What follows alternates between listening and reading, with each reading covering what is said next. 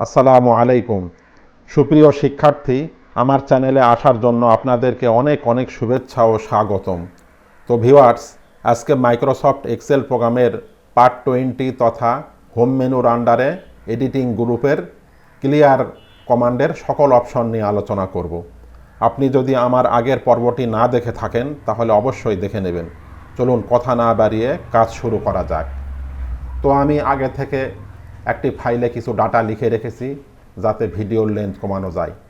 তো ডেস্কটপে থাকা সেই ফাইলে আমরা মাউসের বাম বাটনে ডাবল ক্লিক করে আমরা ফাইলটিকে ওপেন করলাম।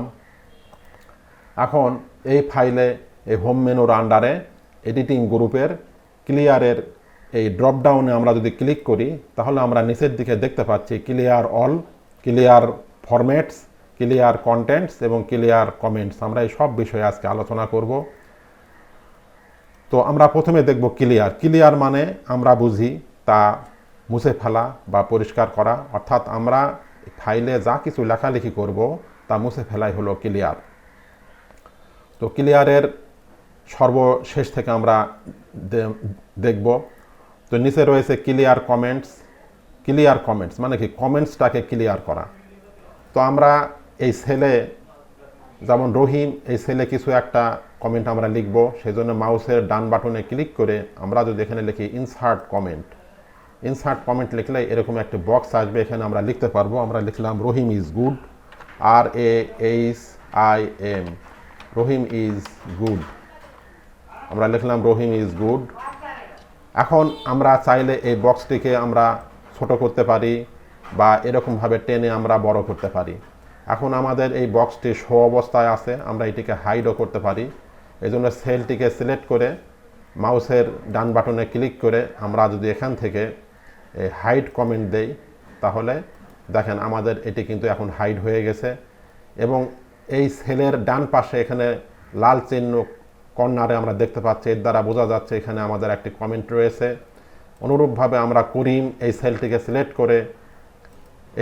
সিলেক্ট করে আমরা যদি এখান থেকে লিখি ইনসার্ট কমেন্ট, এখান থেকে যদি লিখি করিম, KARIM, করিম ইজ ব্যাড লিখলাম। তারপরে আমরা এই সেলটিকে সিলেক্ট করে আমরা এখানে কিন্তু এডিট করতে পারি। যেমন এডিট কমেন্ট, এখানে যদি আমরা ক্লিক করে আমরা এখানে চাইলে আরও কিছু লিখতে পারি, যে Karim is a bad boy, Karim is a BAD, bad BOY, এরকম করে আমরা কিন্তু এডিট করতে পারি। আবার আমরা এটিকে এভাবে করে হাইড করতে পারি, হাইড কমেন্ট দিলে এটি হাইড হয়ে যাবে। তারপরে আমরা এটিকেও লিখে নিলাম, ইনসার্ট কমেন্ট লিখলাম MALEK, Malek is good, GWD good. এখানে একটা মন্তব্য লিখলাম, এটিকে আমরা হাইড করলাম। রতন, এখানেও একটি আমরা কমেন্ট লিখতেছি, Ratan ROTON, Ratan is bad, BAD bad লিখলাম। এখন আমরা এই চারটিকেই আমরা হাইড করে দিলাম, হাইড কমেন্ট। তো আমাদের এখানে হাইড হয়ে গেল। আবার আমরা চাইলে এটিকে শো করাতে পারি, যে সেলটিকে যে কমেন্টকে আমাদের শো করানো দরকার সেই সেলটিকে সিলেকশন করে এখান থেকে শো কমেন্ট দিলে অটোমেটিক আমাদের এটি শো করবে। আবার না চাইলে আমরা এইভাবে করে হাইড করে রাখতে পারি। তো কোনো কমেন্ট লিখলে সেলের ডান কর্নারে এটি এভাবে করে কোনো চিহ্ন থাকলে আমরা বুঝবো যে এটি এখানে কমেন্ট রয়েছে। আবার আমাদের এই ডান পাশে দেখেন এখানে একটা নাম্বার লেখা আছে, নাম্বার লেখার পর তার বাম কর্নারে কিন্তু এখানে এরকম একটি চিহ্ন রয়েছে, কিন্তু এটি কিন্তু কোনো কমেন্ট নয়। এখন আমরা চাইলে দেখার জন্য আমরা যদি এই সেলটিকে এরকমভাবে যদি আমরা সিলেকশন করে আমরা যদি এখান থেকে যদি আমরা ক্লিয়ার কমেন্টস দেই তাহলে কিন্তু আমাদের এই কমেন্টসগুলো কিন্তু চলে গেছে। আবার আমরা চাইলে CTRL Z দিয়ে ব্যাকে আনতে পারি। এবং আমাদের এই নাম্বারের ঘরে আমরা এই সেলগুলিকে যদি এরকমভাবে সিলেকশন করে এখান থেকে যদি আমরা ক্লিয়ার কমেন্টস দেই তাহলে দেখেন আমাদের কিন্তু এটি কিন্তু ক্লিয়ার হচ্ছে না। তার মানে এই নাম্বারের ঘরে যে সেলগুলি রয়েছে, সেলে যে লেখাগুলি রয়েছে, এগুলো কিন্তু আসলে কোনো কমেন্ট নয়। এগুলি নাম্বার হয়ে এগুলো টেক্সট হিসাবে রয়েছে অ্যাপোস্ট্রফি এস দ্বারা। এই বিষয়টি আমি এখন আপনাদেরকে দেখাবো। তো এটি দেখার জন্যে আমরা এই সেলটিকে আমরা সাপোজ ডিলিট করে দিলাম। এই সাপোজটিকে আমরা এটিকে ডিলিট করে দিলাম। এখানে যদি আমরা লিখি 001 লেখা আমরা যদি ইন্টার দেই, তাহলে দেখেন আমাদের এই 1-এর শুরুতে কিন্তু দুটি 0 ছিল, সেটি কিন্তু আর নেই, এবং এটি নাম্বার হওয়ার কারণে এটি কিন্তু রাইট অ্যালাইন হয়েছে। তো আমরা যদি লেখার শুরুতে 0 রাখতে চাই, বা লেখার যেমন একটি মোবাইল নাম্বারের শুরুতে 0 যদি আমরা রাখতে চাই, তো সেটি করার জন্য যেটি করতে হবে, আমরা এটিকে প্রথমে আমরা এটিকে ডিলিট করে দিলাম।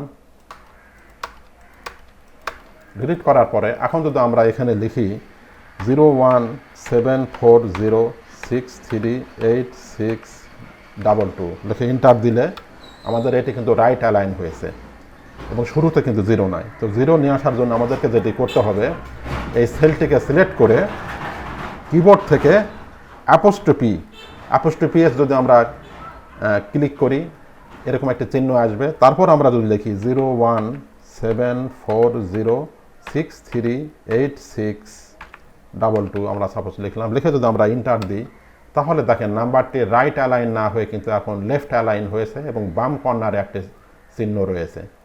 আমরা এই সেলটিকে সিলেক্ট করলে দেখেন বাম পাশে এরকম একটি সাদা মতন একটি সিম্বল আসবে। এখানে মাউস নিলে দেখেন লেখা আসতেছে, the number in this cell is formatted as text or preceded by an apostrophe. অর্থাৎ এই সেলের ভিতরে যে নাম্বারটি রয়েছে সেই নাম্বারটি এখন টেক্সট হিসাবে ফরম্যাট হয়েছে এবং অ্যাপোস্ট্রফি এস দ্বারা। এই কারণে আমাদের এই নাম্বারের শুরুতে এরকম একটি 0 রয়েছে, সেই 0টি আর 0 থাকবে এবং এরকম একটি চিহ্ন রয়েছে। তার মানে এটি কিন্তু কোনো কমেন্ট নয়, এটি একটি নাম্বার কিন্তু টেক্সট হিসাবে রয়েছে। এখন আমরা চাইলে এই সেলটিকে সিলেক্ট করে এখান থেকে বাকিগুলো এরকম করে আমরা দিতে পারি, বা আমরা যদি চাই যে এখানে আমরা অন্য কিছু সংখ্যা লিখে দেব, এখানে যদি আমরা লিখে দিই সাপোজ 001 লিখে যদি ইন্টার দেই, তাহলে দেখেন আমাদের এটি কিন্তু এভাবে থেকে যাবে।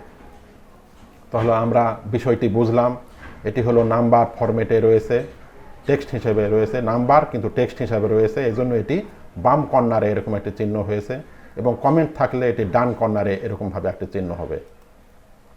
এখন আমরা দেখব তার পরের অপশনটি হলো ক্লিয়ার কন্টেন্টস। ক্লিয়ার কন্টেন্টস হলো কোনো কন্টেন্টস থাকলে সেটিকে ক্লিয়ার করা, অর্থাৎ আমাদের এই রিপোর্টে ফাইলে যে লেখা অংশগুলি রয়েছে এগুলো হলো কন্টেন্টস। আমরা যদি এই লেখাগুলিকে আউট করতে চাই কিন্তু আমাদের এই ফরম্যাটকে আমরা ঠিক রাখবো, তো সেটি করার জন্য আমাদেরকে ক্লিয়ার কন্টেন্টস করতে হবে। তো আমরা পুরো লেখাটিকে এরকমভাবে যদি আমরা সিলেকশান করে এখান থেকে আমরা যদি লিখি ক্লিয়ার কন্টেন্টস, তাহলে দেখেন আমাদের লেখাটি উঠে যাবে। আবার কন্ট্রোল জেড দিয়ে আমরা ব্যাকে নিয়ে আসতে পারি। আবার এখান থেকেও আমরা যদি ক্লিয়ার কন্টেন্টস দিই, ডান বাটনে ক্লিক করে ক্লিয়ার কন্টেন্টস দিলেও এটি উঠে যাবে। তো আমরা কন্ট্রোল জেড দিয়ে আমরা ব্যাকে আসলাম। এরপরে আমরা যদি এই তারপরের অপশনটি দেখব, তারপরের অপশনটি হলো ক্লিয়ার ফরম্যাটস, অর্থাৎ আমাদের এখানে এই লেখার নিচে এই সেলের নিচের ব্যাকগ্রাউন্ড হলো নীল, এই সেলের নিচের ব্যাকগ্রাউন্ড হলো সবুজ, এটি হলো ফিল কালারে আছে, এবং আমাদের এই ফন্টের কালার হলুদ লাল রয়েছে, বা লেখাটি আমাদের ইটালিক রয়েছে, এই লেখার নিচে যেমন আন্ডারলাইন রয়েছে, এগুলো সবগুলি হলো ফরম্যাট। আর কন্টেন্টস মানে শুধু জাস্ট লেখা। তো আমরা যদি এই লেখাগুলি সম্পূর্ণ এরকমভাবে সিলেকশান করি, পুরো ফাইলটি সিলেকশান করে এখান থেকে আমরা যদি এই ক্লিয়ার ফরম্যাটসে ক্লিক করি, তাহলে দেখেন আমাদের সমস্ত যে লেখার স্ট্রাকচারটি এটি চলে গেছে, ফরম্যাটটি চলে গেছে, শুধু জাস্ট লেখাটি রয়েছে। তো আমরা চাইলে এই আবার কন্ট্রোল জেড দিয়ে ব্যাকে নিয়ে আসতে পারি। তো আমরা ক্লিয়ার ফরম্যাটসটা দেখলাম। এখন আমরা দেখব ক্লিয়ার অল। এখন যদি আমরা পুরোটা সিলেক্ট করে এখান থেকে যদি আমরা ক্লিয়ার অল দেই, তাহলে আমাদের কিন্তু পুরো জিনিসটাই চলে যাবে। তো আমরা আবার কন্ট্রোল জেড দিয়ে ব্যাকে আসলাম। তো ভিউয়ার্স, আজকের মতো এই পর্যন্তই। এতক্ষণ কষ্ট করে ধৈর্য ধরে ভিডিওটি দেখার জন্য অনেক ধন্যবাদ। ভিউয়ার্স, আপনি যদি আমার চ্যানেলে নতুন হয়ে থাকেন তাহলে পরবর্তী ভিডিওগুলি পাওয়ার জন্য চ্যানেলটি অবশ্যই সাবস্ক্রাইব করে পাশে থাকা বেল বাটনটি অন করে দেবেন, তাহলে আগামী ভিডিওগুলি আপলোড করার সাথে সাথে পেয়ে যাবেন। আর পূর্বে যদি সাবস্ক্রাইব করে থাকেন তাহলে অনেক অনেক ধন্যবাদ। সেই সাথে লাইক, শেয়ার ও কমেন্ট করতে ভুলবেন না। তো ভিউয়ার্স, আগামী টিউটোরিয়ালটি দেখার আমন্ত্রণ জানিয়ে বিদায় নিচ্ছি। সকলে ভালো থাকবেন। আল্লাহ হাফেজ।